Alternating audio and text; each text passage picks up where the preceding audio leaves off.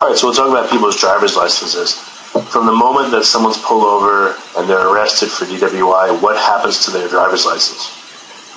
The police officer will take their license into his physical possession, and it won't be given back.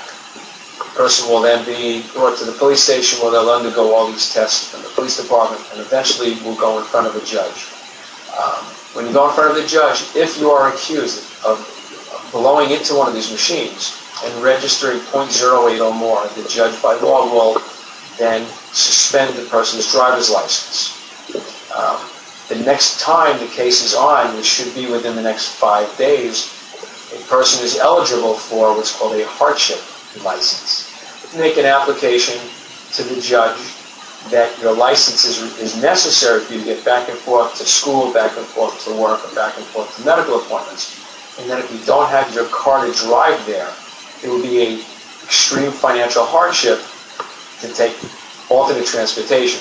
There's no bus you can take, there's no train you can take, but in fact you have to take a taxi cab, and by the time you pay for your taxi cab, it may be more money than you have or more money than you make, and then it becomes an extreme hardship. Some judges in some counties and some jurisdictions are a lot more lenient than others. Some counties will fight this, keeping in mind that you're not convicted of it, you're only accused of a crime, and yet they will fight you tooth and nail by being accused of this and not allow you to drive. So that's what you can expect, and something that you need to go over with your attorney.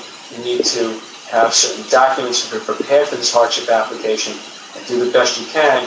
And the majority of the time, again, in several counties, you will be able to get a license to drive for the first 30 days.